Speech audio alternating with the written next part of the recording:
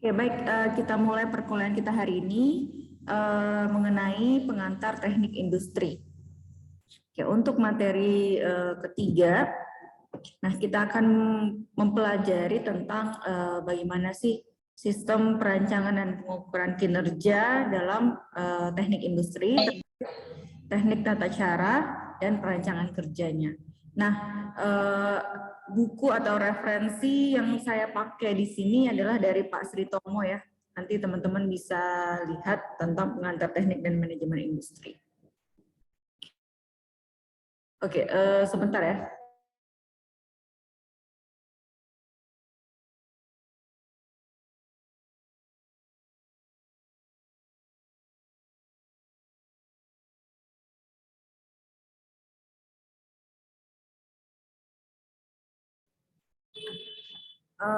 Oke.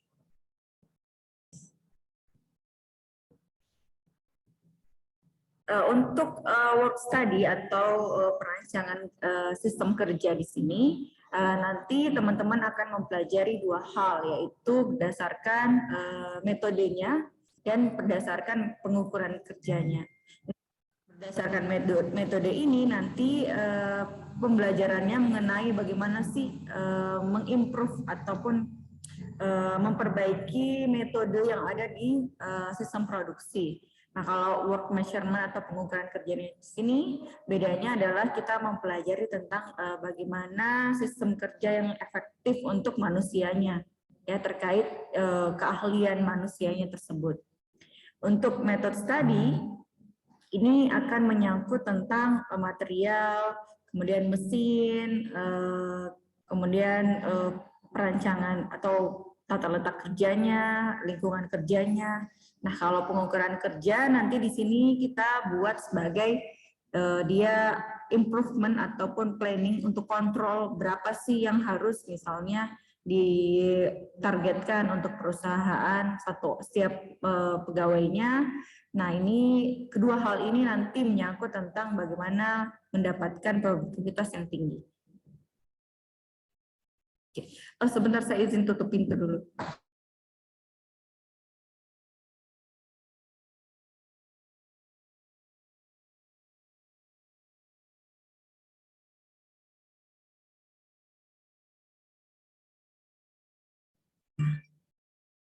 Oke. Nah, apa yang dimaksud dengan perancangan kerja? Nah, kalau perancangan kerja di sini terkait tentang perbaikan metode kerja, kemudian gunanya untuk meningkatkan fleksibilitas dalam sistem kerjanya. Tentu saja hal ini juga bisa meningkatkan kepuasan pelanggan dan meningkatkan produktivitas kerja. Di mana studi kerja di sini terkait dengan proses, prosedur, dan tata cara pelaksanaannya ketika kita melakukan pekerjaan. Hal ini digunakan untuk melakukan penghematan baik dalam segi material, mesin, fasilitas kerja, ataupun tenaga kerjanya. Nah, dalam perancangan kerja,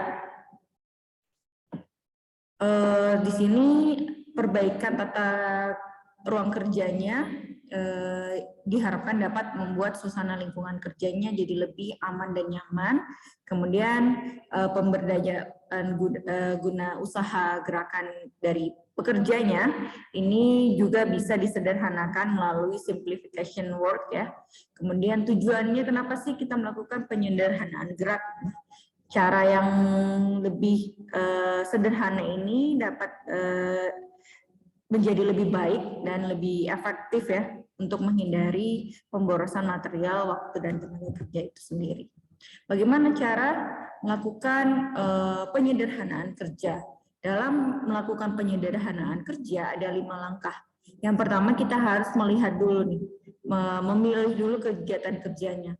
Nah, langkah ini merupakan langkah awal ya, dan kegiatan ini biasanya kita lihat apakah mana kegiatan yang tidak efisien ataupun selesainya lambat dan ingin segera kita perbaiki. Nah, setelah melakukan pemilihan kegiatan, kita melakukan pengumpulan dan pencatatan data atau fakta. Informasi ini terkait urutan kerja, gerakan kerja, layout ya yang berkaitan dengan metode kerja selama yang dilakukan atau selama ini yang telah dilakukan. Kemudian melakukan analisa terhadap langkah-langkah kerja tersebut ya. yang mana dinilai tidak efisien dan yang mana dikatakan yang efisien. Kemudian setelah melakukan analisa, kita melakukan usulan dan pengujian alternatif metode kerja.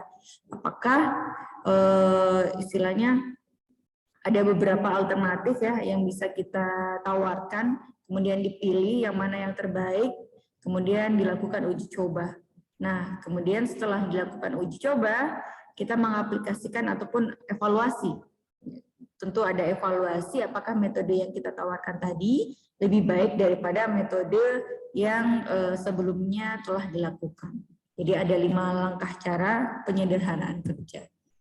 Nah, bagaimana sih interaksi antara manusia dengan mesin? Jadi kalau teman-teman bisa lihat gambarnya ya, interaksi antara manusia dengan mesin di sini ada interaksi ya. Nah, di sini dari mesin melakukan istilahnya proses pengerjaan data misalnya. Jadi di sini ada data-data yang nantinya bisa dilihat sama manusia. Kemudian dilakukan analisa, kemudian masuk ya evaluasi masuk ke sensor mata.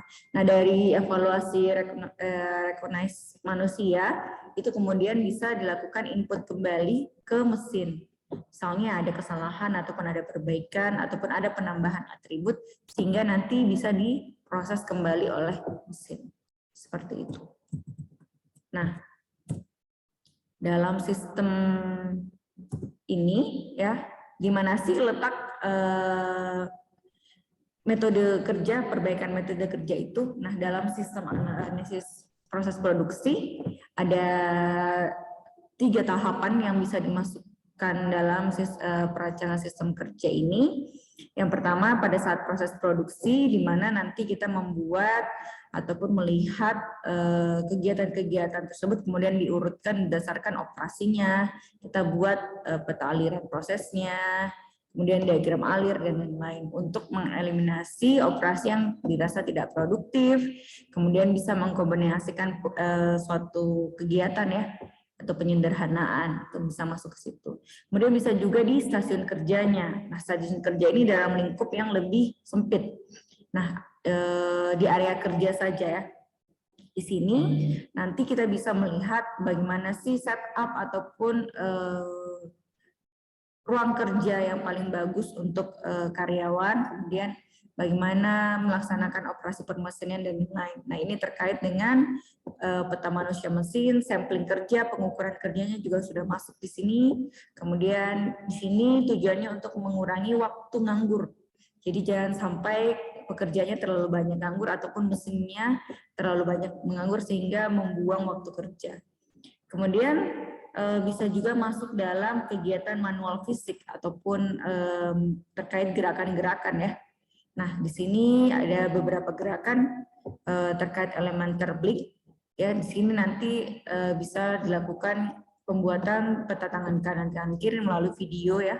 Kemudian tujuannya sama, mengurangi waktu tunggu dan mengurangi gerakan-gerakan yang dirasa tidak produktif.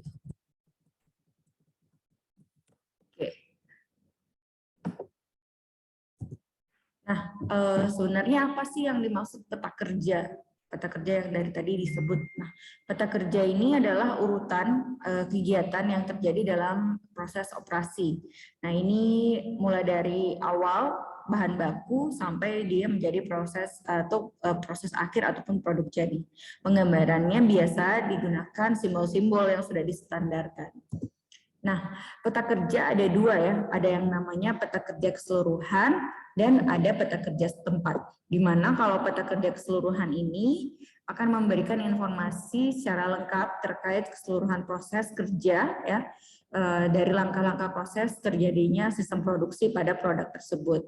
Nah, kalau misalnya peta kerja setempat ini untuk menganalisa ataupun memperbaiki proses kerja di sebuah stasiun kerja. Jadi lingkupnya lebih sempit ya. Ini menggambarkan antara hubungan kerja dalam satu siklus, baik itu ada operator atau mesin ataupun manusia ke mesin. Seperti itu.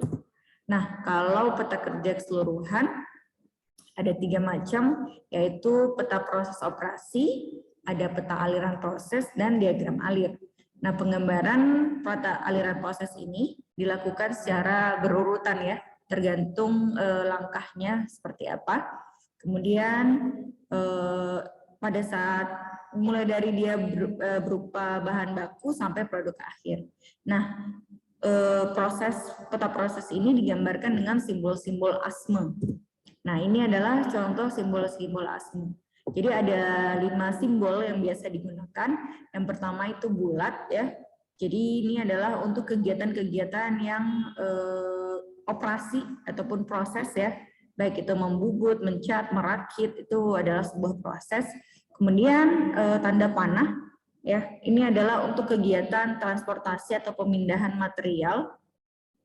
Kemudian kotak dilakukan ketika adanya inspeksi ya, ataupun pemeriksaan terkait kuantitas ataupun kualitas produknya. Kemudian di besar ya, ini adalah kegiatan delay atau menunggu. Jadi ketika misalnya mesinnya menganggur ataupun belum digunakan karena misalnya bahan bakunya belum datang, itu adalah proses delay.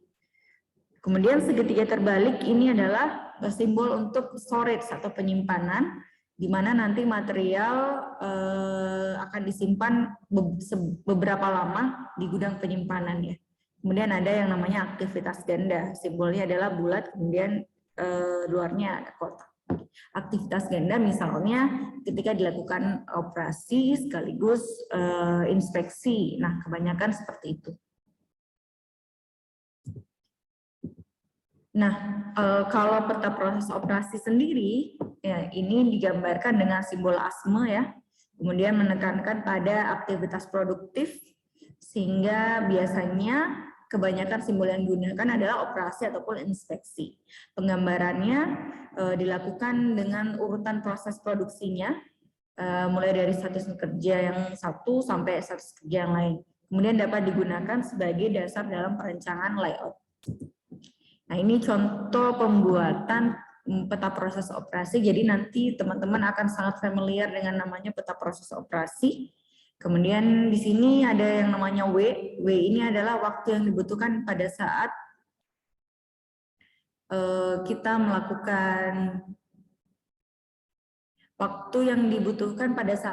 melakukan inspeksi ya. Nanti dituliskannya di sini. Kemudian ON itu adalah artinya nomor urut untuk kegiatan operasi. Jadi kalau misalnya ini operasi pertama berarti O1. Kalau misalnya di sini ada operasi lagi berarti di sini tulisannya adalah O2. Sehingga kita bisa membedakan yang mana operasi pertama, yang mana operasi kedua. Sama halnya dengan operasi, kita juga melakukan penomoran terkait inspeksi ya. Tapi dia simbolnya adalah I.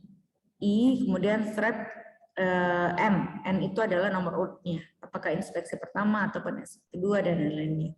Kemudian M ini adalah nama mesin ataupun fasilitas kerja atau lokasi di mana kegiatan tersebut dilakukan. Nah, arah material yang masuk itu mengikuti arah panah ini ya. Berarti ini material pertama, material kedua, material ketiga, dan material keempat. Nah, material keempat ini adalah urutan proses yang paling panjang ataupun paling terakhir, itu dimasukkan di bagian akhir. Oke, contohnya seperti apa sih? Nah, ini bisa kita lihat ya teman-teman ya. Ini adalah pembuatan donat. Jadi pertama kita melakukan siapkan dan timbang tepung terigu, kemudian tambahkan gula, mentega, telur, campur rata. Setelah tercampur, potong dan bentuk kecil. Setelah itu diamkan sejenak agar adonan mengembang. Kemudian dilakukan penggorengan ya. Oke. Kemudian setelah itu ditiriskan dan sajikan ketika hangat. Nah, ini adalah saya kasih contoh sederhana proses pembuatan peta operasi. Bagaimana proses pembuatan peta operasinya? Nah, di sini kita bagi menjadi 4 bahan ya, di mana ada telur, kemudian mentega, ya, kemudian gula dan tepung. Nah, di sini ada aktivitas ganda. Teman-teman bisa lihat ya, ada aktivitas ganda. dia melakukan penimbangan-timbangan. Kenapa dikatakan aktivitas ganda? Karena di sini adalah ada proses menimbang dan ada inspeksi apakah timbangannya itu sesuai dengan takaran atau tidak. Jadi dia ada dua aktivitas. Nah, bisa dilihat di sini tulisannya O1, I1, kemudian di sini adalah O4, I4. Berarti ini adalah proses yang pertama kita lakukan. Kemudian proses kedua yang kita lakukan, proses ketiga yang kita lakukan, kemudian proses keempat yang kita lakukan. Nah, setelah dilakukan proses tersebut berdasarkan diagram alirnya yang tadi, yang sebelah ini ya, kemudian ditambahkan semua ya, ditambahkan semua ke tepung terigu, kemudian ditambahkan dengan air, varnivan, kemudian vanili. Nah, setelah pencampuran bahan tersebut, kemudian dilakukan mixing atau proses penggabungan. Ya, ini adalah waktunya. Ini 1200 detik ya. Kemudian setelah itu perataan dengan gilingan tangan, kemudian ada pemotongan pisau.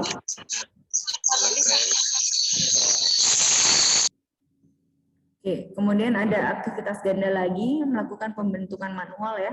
Apakah bentuknya sudah sama atau tidak? Kemudian ada dilakukan pengembangan ya.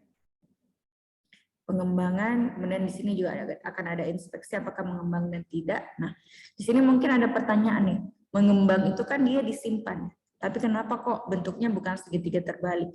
Nah, kalau dalam peta proses operasi, ketika melakukan penyimpanan produk, kemudian dia berubah ya, ataupun produknya terdapat nilai tambah pada produk tersebut ataupun berubah bentuk, itu adalah merupakan suatu proses, bukan penyimpanan. Jadi penyimpanan itu ketika produknya sudah berbentuk akhir, sudah tidak berubah lagi. Jadi kayak misalnya tempe didiamkan untuk fermentasi, nah itu adalah proses, masih termasuk proses ya, bisa termasuk proses ganda juga, bukan penyimpanan, karena dia masih berubah dan atau mendapatkan nilai tambah. Kemudian di sini ditambahkan dengan minyak goreng sebelum digoreng ya. Kemudian ditiriskan, kemudian pendinginan manual ya, kemudian baru disimpan. Itu adalah contoh peta proses operasi.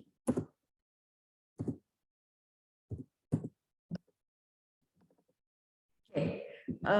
Kalau peta aliran proses seperti apa? Nah, sebenarnya hampir sama dengan peta proses operasi. Di sini juga mendapatkan atau membuat dengan simbol ASME ya. Terutama di sini juga bisa kita lihat adalah hidden cost atau biaya yang tidak terlihat, baik dari perpindahan manual ataupun ada waktu menunggu. Nah, di sini kita bisa melihat ya elemen-elemen operasi yang tidak produktif sehingga kita bisa mengeliminasi kegiatan yang dirasa ataupun menggabungkan kegiatan yang dirasa bisa digabungkan. Contohnya seperti apa? Contohnya seperti ini ya. Jadi ini nanti akan diurutkan per kegiatan. Jadi teman-teman bisa lihat di sini kita urutkan per kegiatannya. Ini adalah proses pembuatan keripik kentang ya. Jadi kentangnya dibawa dulu ya dari bahan baku ke tempat pengupasan, kemudian dikupas, diiris. Nah ini yang paling detail adalah pas bagian prosesnya, proses kegiatan. Nah, setelah itu baru kita urutkan di sini. Misalnya dia proses kegiatan pertama adalah transportasi, kemudian masuk ke operasi ya. Kemudian operasi lagi, transportasi. Nah, nanti kita lihat di sini apakah transportasinya ini ya terlalu sering ataupun jaraknya terlalu lama ataupun terlalu jauh. Nah, itu bisa kita eliminasi karena di sini selain dilihat kalau yang peta proses operasi tadi, kita tidak bisa melihat jarak ya. Kalau di sini jaraknya bisa terlihat ya. Kemudian waktunya juga bisa terlihat. Jadi kita bisa lebih jelas mengeliminasi kegiatan yang dirasa tidak perlu. Nah, kemudian untuk peta keseluruhan yang terakhir adalah flow proses atau biasa disebut diagram alir. Ini mungkin teman-teman sudah sering lihat ya. Nah, ini bisa dilakukan untuk mengevaluasi layout atau menekankan dari sistem material handling atau pengiriman barang ataupun material secara manualnya. Nah, di sini contohnya adalah ruang laboratorium ya. Jadi kalau misalnya diterima sampel, ini contoh saja, diterima sampel ya dari research, kemudian diterima sampel masuk ke sekretaris, masuk ke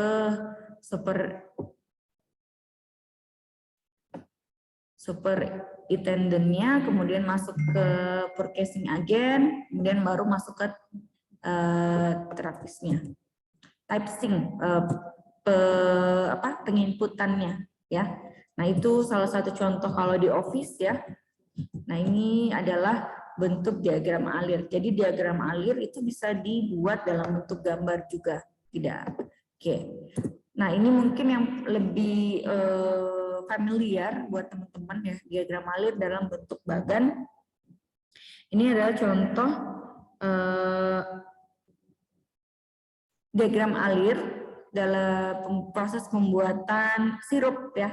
Jadi yang pertama itu kita lakukan raw material ya, di approve, kemudian dilakukan pembersihan, kemudian ada crushing, mixing ya, kemudian ini ada improve empty bottle, kemudian ini line ketiga masuk pengeringan sirupnya, kemudian yang tadi sebelum pengeringan kita ada quality check dulu, kemudian setelah pengeringan ada quality check, kemudian dicap ya, di packing ada quality check lagi, kemudian finish good.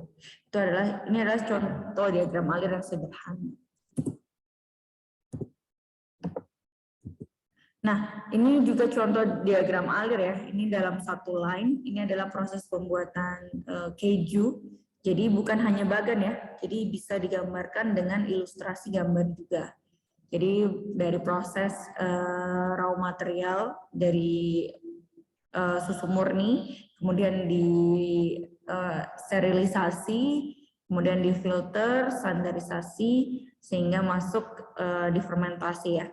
Setelah itu baru di draining ya, kemudian dikasih garam lain sehingga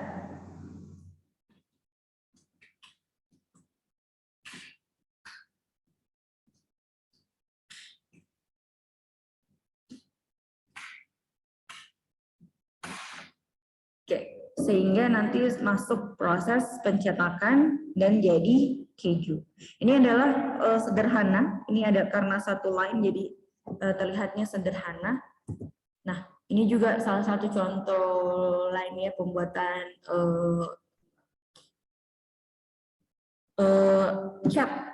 cat ya, jadi ada bermacam-macam. Ini adalah bentuk-bentuk catnya ya, ada warna-warni ya. Dan ini bahan utamanya ada thinner, kemudian oil dan lain-lainnya.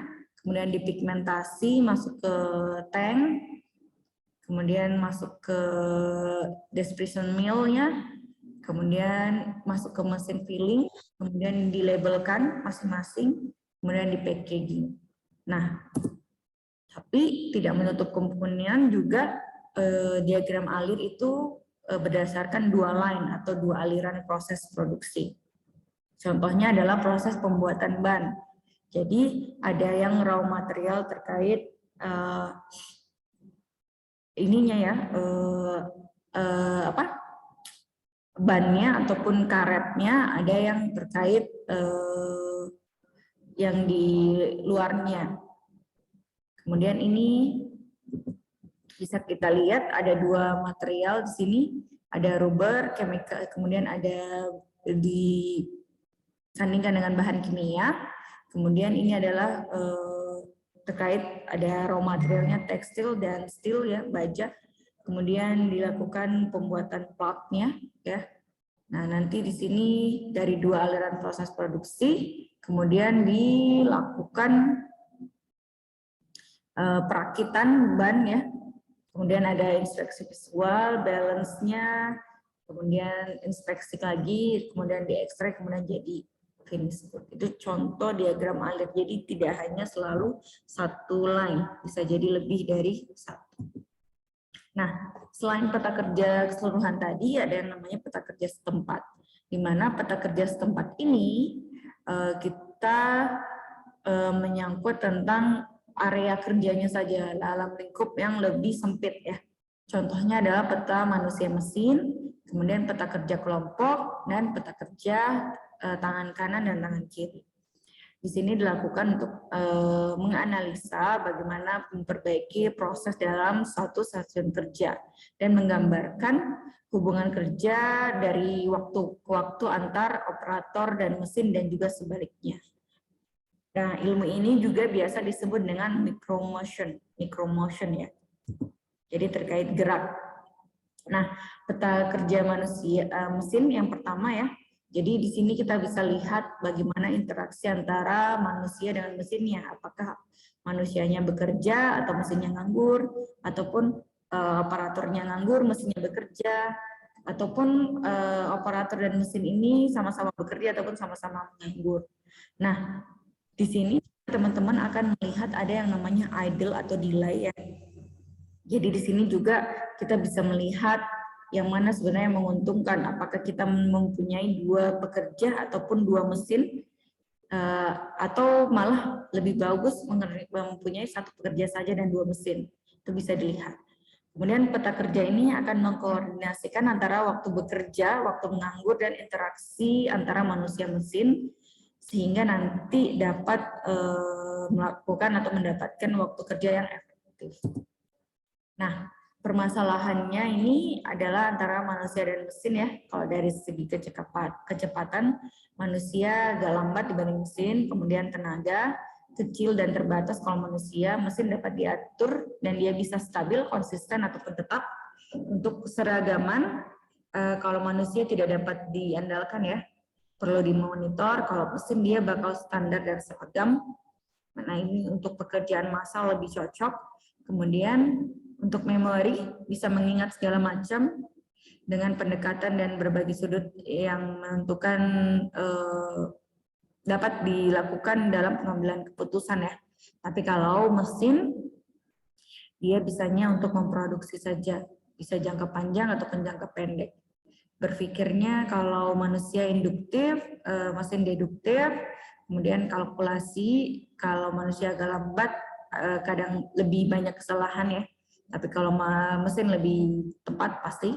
Kemudian kemampuan koreksinya tidak ada. Kemudian dari segi reaksi, kalau manusia reaksinya secara bertahap, kalau mesin biasanya bisa terjadi kerusakan tiba-tiba. Dari segi kepintaran, intelijen, manusia dapat menyelesaikan dengan keadaan yang tidak terduga, tapi mesin tidak bisa melakukan hal itu karena dia hanya bisa memutuskan berdasarkan program yang telah disetting ke mesin tersebut. Nah, salah satu contoh sistem manusia-mesin adalah hubungan manual antara manusia dan mesin, di mana di sini adalah manusia sebagai inputnya, ya. Oke, manusia sebagai input di sini, kemudian nanti actionnya pun juga menggunakan tenaga manusia. Oke. Sehingga nanti feedbacknya adalah bagaimana jadi di sini kalau manual, jadi hubungan mesin hanya sebatas sebagai perantara saja, ya, ataupun sebagai alat bantu dalam pekerjaan manusia.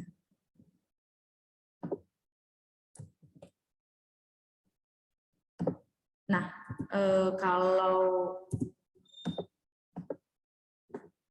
contohnya ada yang bisa kasih contoh hubungan manusia mesin secara manual? Silahkan, ASN. Di mana manusia merupakan penggeraknya. Jadi tenaganya masih menggunakan tenaga manusia, mesinnya itu hanya sebagai alat bantu saja. Ada yang bisa kasih contoh? Silahkan Muhammad Surahman. Assalamualaikum warahmatullahi wabarakatuh. Waalaikumsalam. Oke, silakan. Mungkin contohnya kalau di persawahan Bu, kayak traktor. Kayak apa? Traktor, Bu. Sorry. Kurang jelas. Contohnya? Traktor, Bu. Mesin traktor. Traktor. Oke. Oke, baik. Terima kasih. Ada yang lain? Selain traktor, apalagi kira-kira contohnya?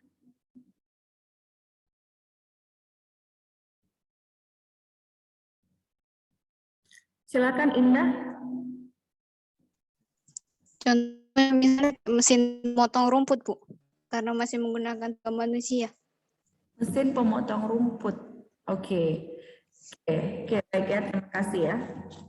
Oke, jadi dari jawaban Surahman dan Indah, mungkin teman-teman bisa lihat ya.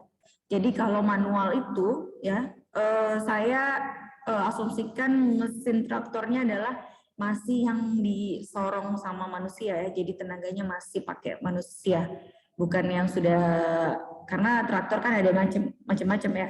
Ada yang sudah pakai motor, kalau yang sudah ada motor listriknya itu biasanya sudah bisa jalan sendiri ya, manusia sisa mengarahkan saja. Nah, kalau misalnya tadi mesin pemotong rumputnya juga sama, kita asumsikan yang masih manual ya. Contohnya gimana sih yang masih manual? Manual itu dalam artian tenaganya masih pakai tenaga manusia.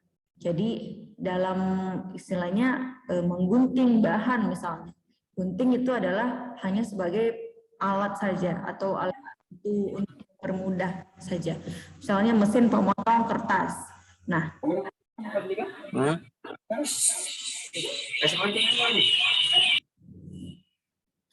di sini ya tenaga yang dipakai untuk memotong masih tenaga manusia. Jadi ini masih dalam kategori manual.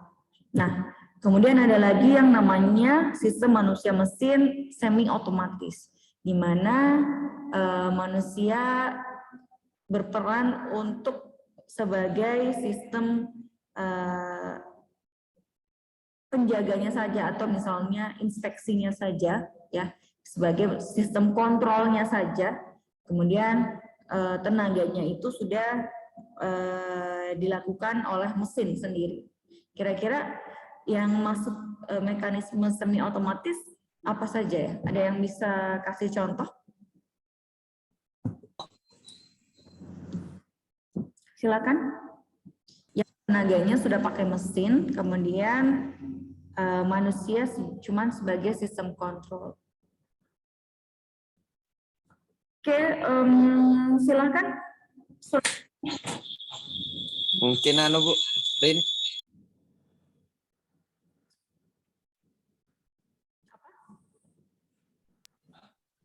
Otomatis. Ini sebenarnya banyak sekali teman-teman jumpai ya, yang semi otomatis.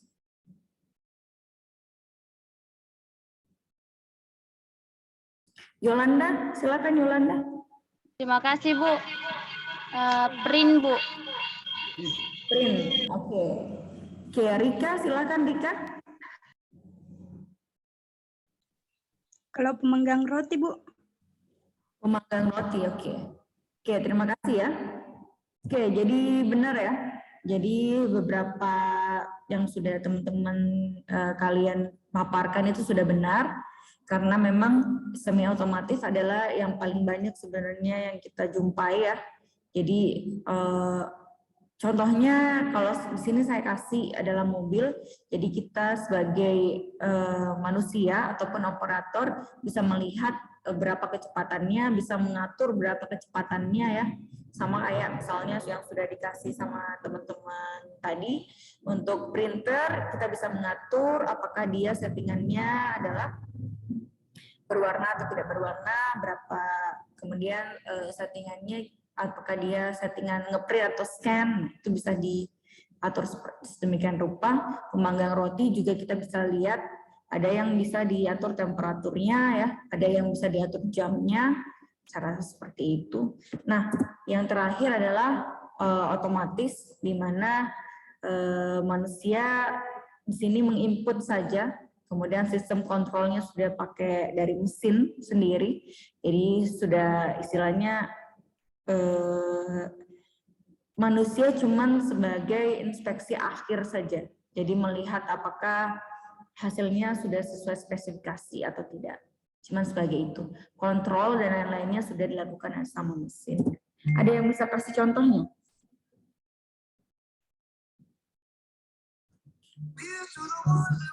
Silakan. Kalau yang otomatis apa? Ibu,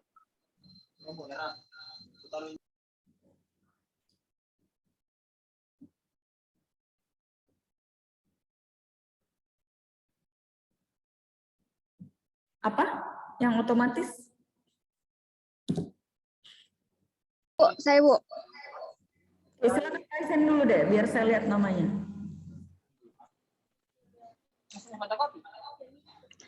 Apa sih? Apa sih? Ya, silakan Nurul.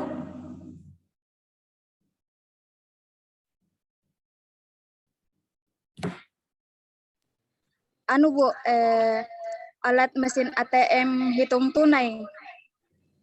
Alat mesin ATM hitung tunai. Oke. Oke, silakan siapa tadi lagi yang ideal? Mungkin mesin air, Ibu. Mesin air. Oke, yang sudah bisa disetting timernya ya. Iya, Ibu, iya. Oke. Oke, baik, terima kasih ya. Jadi dari pemaparan teman-teman kalian tadi sudah benar ya. Jadi salah satu yang otomatis, misalnya yang paling sering kita jumpai mungkin mesin ATM ya. Karena kita sisa masukkan, dia sistem kontrolnya cuma hitung, kita cuma cek aja sudah benar atau tidak. Seperti itu. Nah mungkin sama mesin air juga ya, kita bisa setting waktu, kapan dia berhenti, nanti dia akan berhenti sendiri. Nah, kalau di sini nanti teman-teman akan belajar ya. Mungkin nanti di mata kuliah sistem produksi, nanti kalian akan belajar di lab mesin terkait lab CNC ya. Jadi nanti bagaimana teman-teman menginputkan dimensi dari suatu barang atau produk ya. Kalian sisa inputkan terkait dimensi ukuran, tinggi, ataupun misalnya bentuknya, ataupun bisa memasukkan gambar saja yang nanti otomatis akan di-cut atau di-cutting ataupun dibentuk sesuai dengan yang teman-teman masukkan gambarnya seperti itu. Jadi bisa dilihat di mesin CNC. Nah, contoh proses peta manusia mesin ya. Jadi di sini ada contohnya untuk manusia, kemudian mesin ya.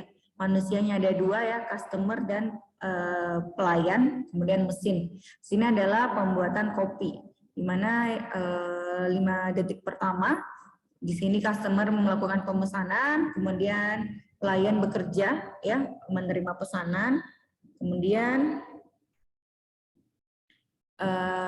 mesin kopinya belum digunakan ya, kemudian 15 detik berikutnya customer menunggu, jadi dia nganggur ya, menunggu pesanannya jadi. Kemudian mesin kopinya, pelayannya bekerja ya, ini memasukkan kopi ke dalam mesin. Kemudian 21 detik berikutnya pelanggan dan pelayannya menunggu sementara mesinnya digiling atau kopinya digiling ya.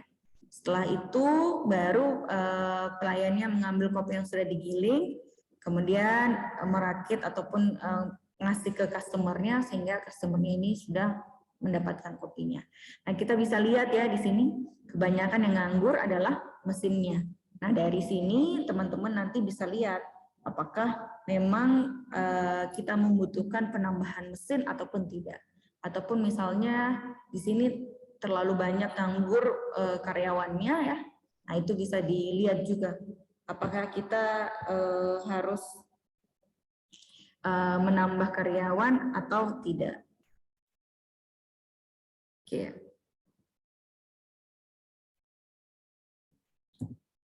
Nah di sini nanti bisa dilihat ya, jadi idle time atau waktu nganggur dari customer adalah 48 detik, dari pelayan adalah 21 detik, kemudian dari mesin adalah 49 detik. Di mana nanti kebermanfaatan dari semuanya adalah kalau customer 31%, pelayan itu 70%, coffee grinder ataupun mesin kopinya malah 30%. Berarti pemanfaatan mesinnya masih sedikit ya, kebanyakan ke pelayan. Nah, ini bisa menjadi masukan untuk menganalisa penambahan ataupun pengurangan karyawan, juga penambahan ataupun pengurangan mesin. Kemudian ada yang namanya peta kelompok kerja. Nah, peta kelompok kerja di sini terkait juga peta manusia mesin ya. Jadi kalau kelompok kerja ini bagaimana manusia ataupun mesin itu dalam alokasi dari beban kerjanya, yang mana yang lebih banyak bekerja. Nah, kalau misalnya peta kelompok kerja ini dibuat untuk menganalisa apakah kita sama kayak tadi terlalu banyak memperkerjakan manusia ataupun tidak. Sini mesinnya akan beroperasi secara full kapasitas ya, sehingga nanti diasumsikan kalau harga tenaga kerjanya bisa rendah dan bisa istilahnya meningkatkan kepercayaan dari customer juga ataupun karyawan juga. Nah, ini bisa dilihat ya, ini adalah proses masuk jasa ya. Jadi ingat teman-teman, industri bukan hanya di pabrik ya, jadi bisa di jasa juga. Kemudian di sini bisa dilihat kalau dalam satu pasien di sini akan ditangani oleh perawat satu, kemudian ada 2 dokter ya, kemudian ada perawatnya ada 3 perawat dan 2 dokter ya.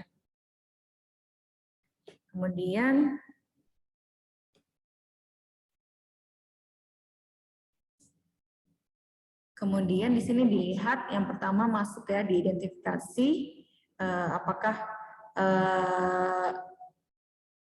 penyakitnya apa ya, kemudian masuk ke first dokter, dilihat diagnosanya, kemudian ini masuk lagi ke perawat pertama, kemudian asis pasien ya, kemudian ini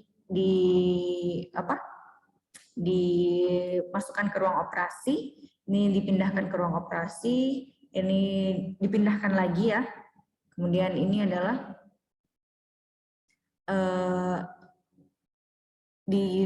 dilakukan suatu penanganan lah, kemudian ini nurse supervisornya dia membuka ruang operasi, kemudian ini dilakukan setelah penanganan operasi, kemudian kembali lagi ya, dipindahkan dari ruang operasi.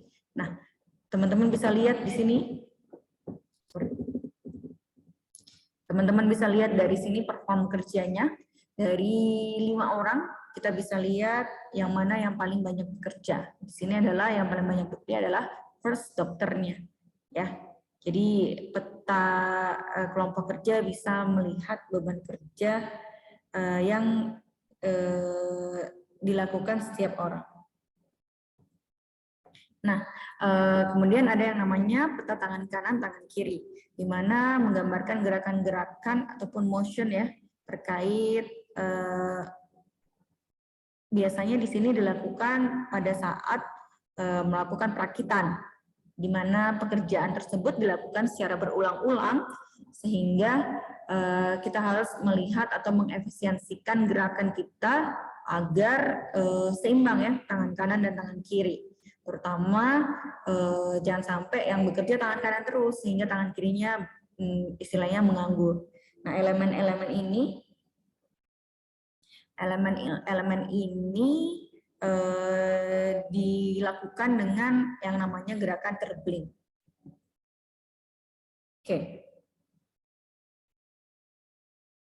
Nah, gerakan terbling ini ada banyak, ada 17 elemen, mulai dari merakit, kemudian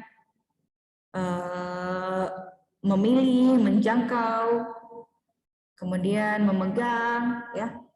Jadi ada simbol-simbolnya tersendiri, ada simbol S, SE, G, kemudian ada warnanya juga yang nanti akan teman-teman lihat ataupun sesuaikan dengan elemen terblingnya. Nah, ini contohnya ya, dari contoh pemotongan tahu, di mana nanti dilihat di sini tangan kiri menjangkau tahu ya, kemudian tangan kanan menjangkau tahu juga, memegang tahu, membawa tahu dua tangan, mengarahkan tahu dan lain-lainnya. Bisa dilihat antara peta tangan kanan kiri satu sama peta tangan kanan kiri yang sebelah kanan. Di sini pada proses pengukurannya di sini ya, tangan kirinya banyak menganggur. Nah, ini yang sebenarnya tidak boleh dilakukan, sehingga nanti untuk pengukuran peta tangan kanan tangan kirinya itu yang baik adalah harus seimbang, sehingga yakin pasti kerjanya bisa langsung bisa lebih cepat selesai. Selain itu, selain itu kita masuk di pengukuran kinerja. Pengukuran kinerja ya. Kemudian, nah dalam pengukuran kinerja di sini kita akan melihat, jadi yang diukur di sini adalah kinerja dari karyawan. Apakah skillnya itu sudah bagus ataupun terlatih, ataupun waktu kerjanya sebenarnya cukup atau enggak ya. Kemudian untuk mencapai target, misalnya satu orang bisa melakukan packing misalnya dalam satu hari diasumsikan 50 paket misalnya seperti itu. Nah, pengasumsian 50 paket itu tidak boleh sembarangan, harus ada yang namanya standar waktu baku. Bagaimana nanti bisa antara orang yang lama misalnya sudah bekerja di perusahaan tersebut misalnya 5 tahun dengan orang yang baru bisa sama-sama mengejar target yang sama seperti itu, misalnya 50 target. Nah, bagaimana menyamakan antara keahlian orang baru dengan orang yang lama sehingga kita dapat standar waktu yang sesuai. Nah, untuk pengukuran kerja ada dua ya, pengukuran kerja langsung dan tidak langsung. Pengukuran kerja langsung di sini ada stopwatch time study, kemudian ada work sampling, kemudian yang tidak langsung sini ada data waktu baku, kemudian ada predetermined motion time study atau biasa disebut MTM atau MOS.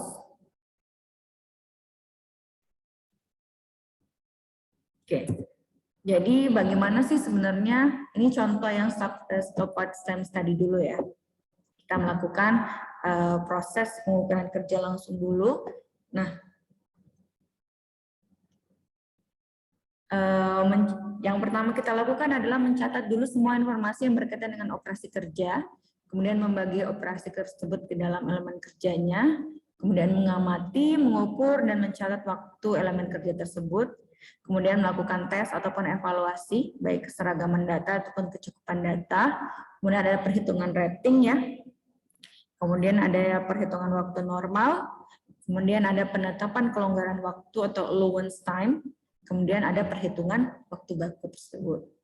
Nah, jadi dalam prosedur pengukuran waktu kerja, yang pertama kita cek dulu waktu siklusnya. Jadi waktu siklus adalah waktu mulai di awal ya, awal kita bahan bakunya diambil sampai selesai proses itu adalah waktu baku. Nah, kemudian waktu normal adalah waktu ketika misalnya pada saat operator bekerja, kemudian ditambah dengan penyesuaian ya, ataupun waktu istirahat ya. Kemudian kalau waktu baku sendiri ya, waktu baku sendiri sudah ditambah lagi, bukan hanya penyesuaian, tapi juga dengan kelonggaran terkait ketika melakukan stretching ataupun ke kamar kecil ya. Kalau penyesuaian tadi ini terkait kecepatannya atau ketelitian atau kecepatan bekerjanya ini harus distandarkan dulu. Nah, apa sih itu uji kecukupan data? Jadi uji kecukupan data itu adalah uji di mana kita memastikan data yang kita ambil ataupun data yang kita pakai itu sudah mencukupi standarnya. Jadi kalau misalnya dalam suatu penelitian, kita biasanya waktunya itu misalnya datanya itu minimal 30 ya.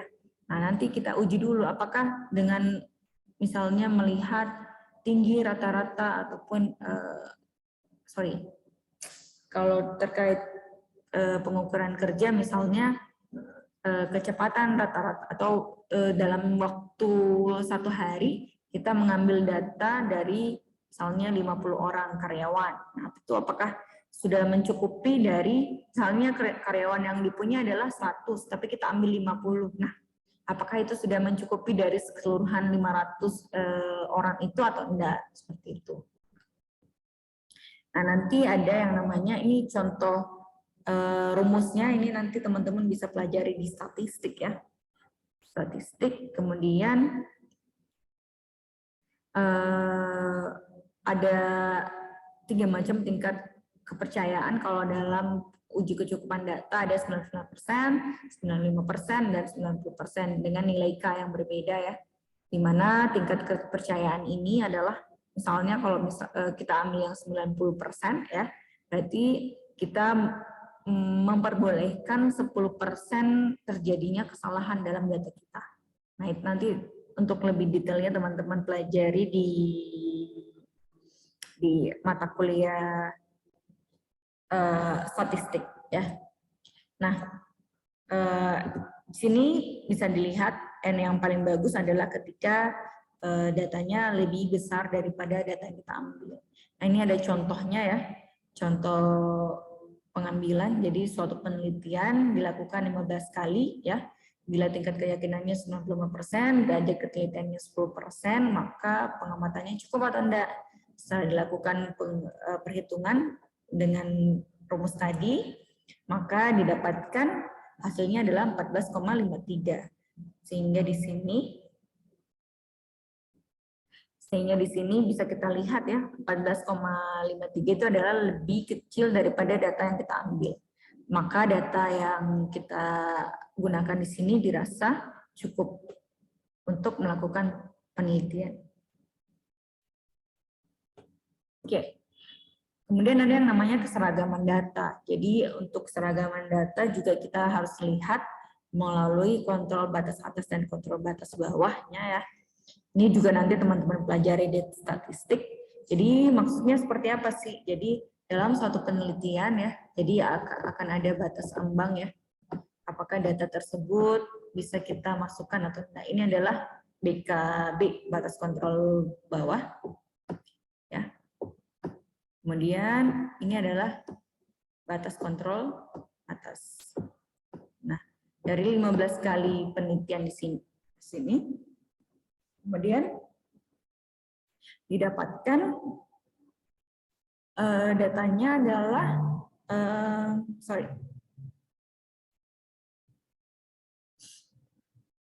Oke, jadi data yang kita dapatkan adalah 7,13 ya. 7,13 di mana berada di tengah-tengah range sini. Berarti itu adalah data kita sudah seragam. Kalau misalnya data kita di luar batas ambang batas ataupun di luar batas ambang bawah, itu artinya data kita tidak seragam, maka perlu dilakukan penambahan data ataupun pengurangan data. Seperti itu.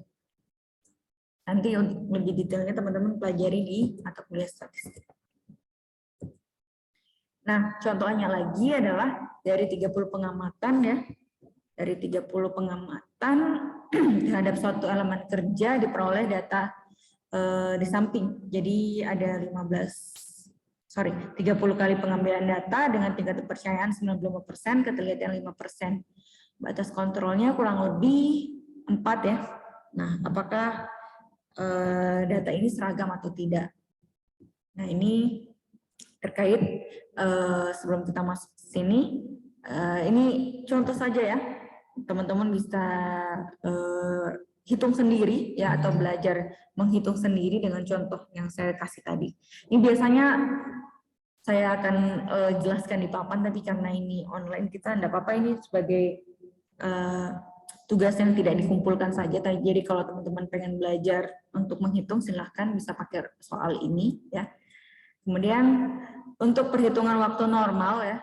Nah, waktu normal di sini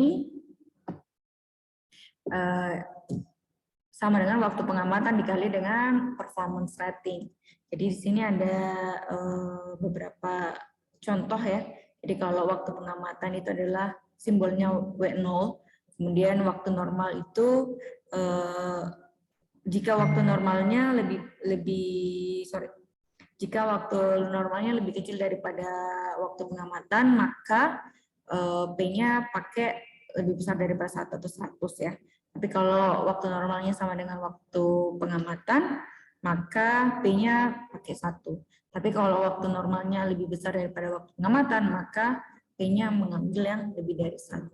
Nah, performance rating ini maksudnya apa sih? Nah, ini. Jadi, ini adalah faktor penyesuaian bagaimana orang bekerja dalam kondisi yang wajar. Istilahnya tidak cepat-cepat ataupun tidak terlalu lambat ya, dalam kondisi yang normal. Jadi ada 3 faktor yang menyesuaikan ketika temponya kerjanya wajar, kemudian tempo kerjanya cepat ataupun tempo kerjanya lambat. Nah, untuk penentuan metode penyesuaian ada 3 macam yang biasanya digunakan. Yang pertama itu Westinghouse System ya. Ini dikembangkan oleh Westinghouse Electronic Corporation. Di sini ada 4 faktor yang terkait skill ataupun keterampilan, usaha, kondisi lingkungan, dan konsistensi. Kemudian ada synthetic rating ya. Di sini ditetapkan melalui evaluasi kecepatan operator dari nilai waktu gerakan yang sudah ditetapkan terlebih dahulu. Kemudian ada yang namanya speed rating. Ini mempertimbangkan tingkat keterampilan persatuan waktu saja. Nah, kalau allowance ataupun istilahnya kelonggaran ya, allowance atau kelonggaran di sini adalah interupsi yang terjadi terhadap aktivitas produksi yang sedang berlangsung. Jadi ada 3 macam allowance atau interupsi.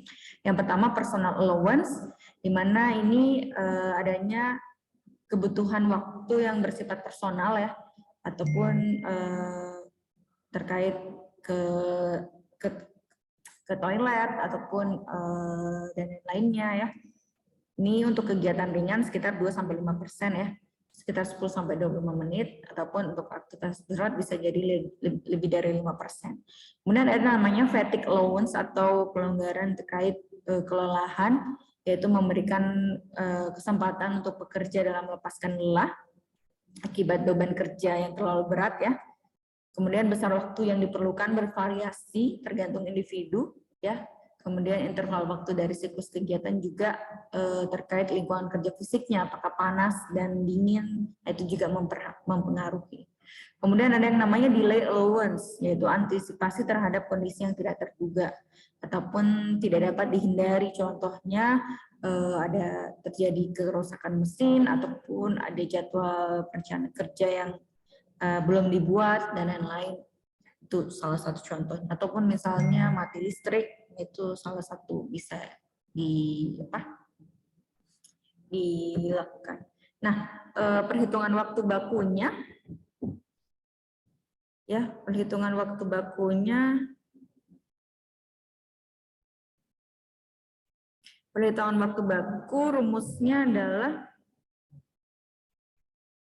rumusnya adalah waktu baku dikali penyesuaian ya, rating performance dikali 100% dibagi dengan 100% dikurang all ini adalah kelonggarannya. Oke.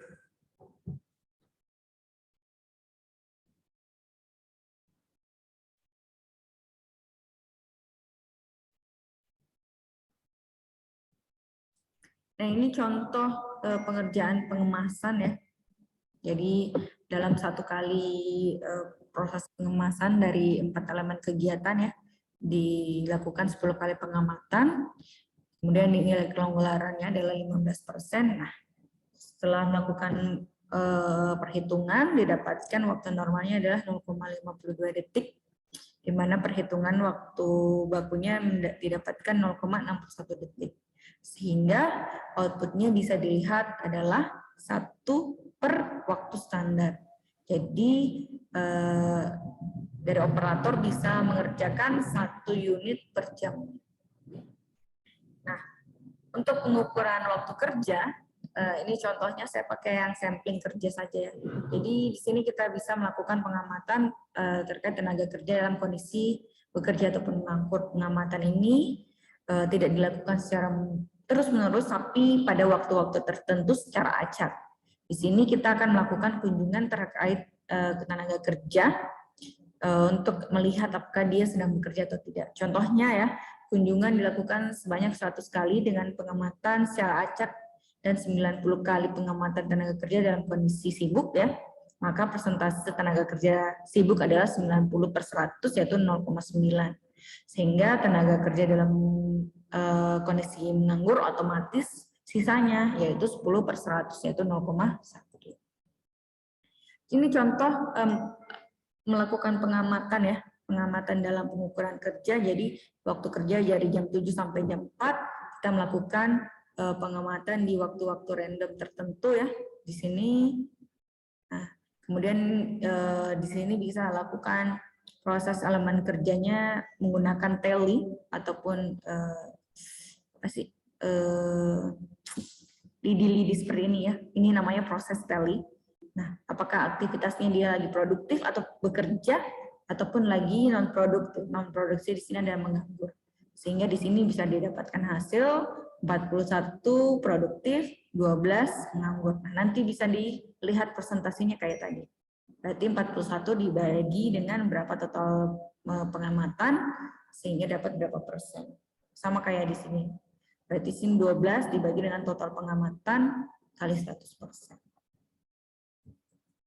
Nah, selain secara random biasa ya, bisa juga melakukan dengan cara menggunakan tabel random.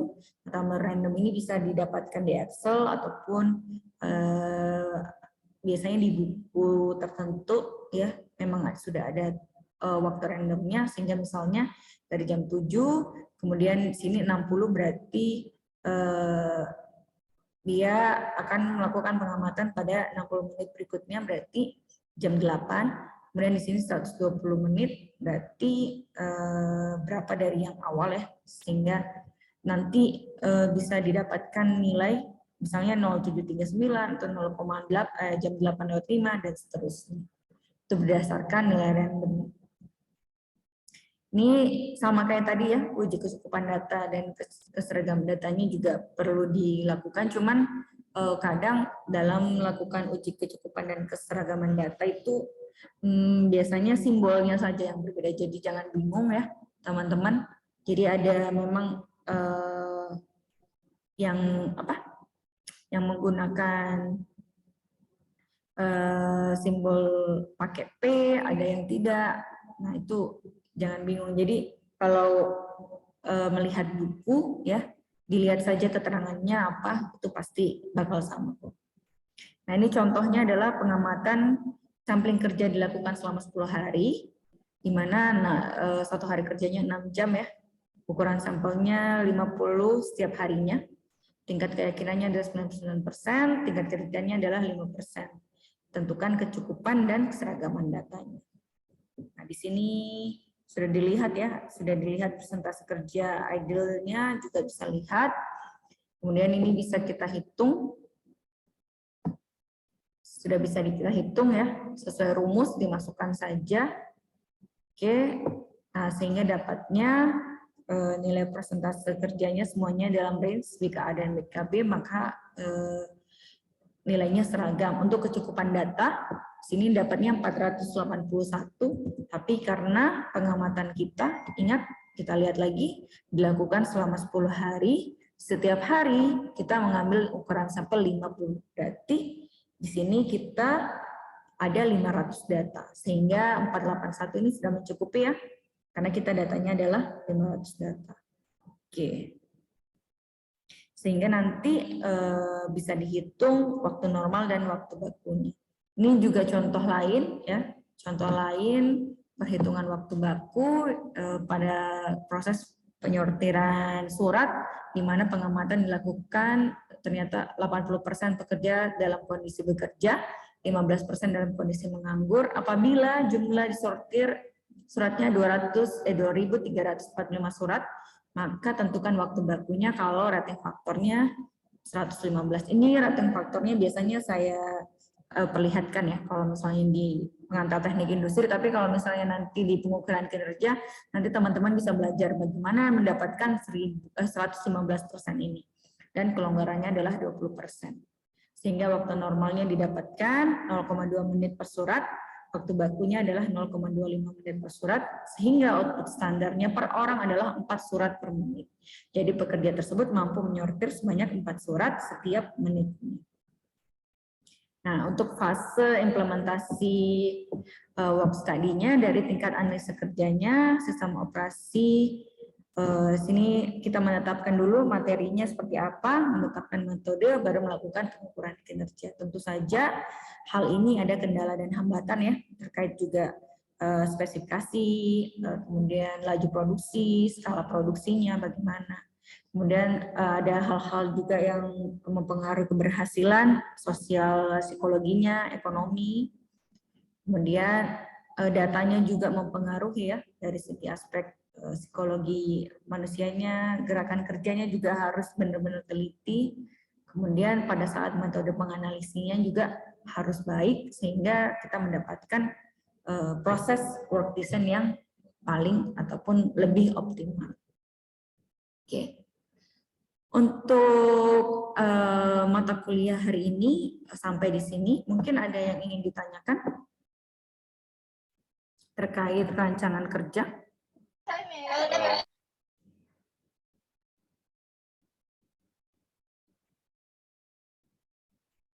Bagaimana? Ada yang ditanyakan?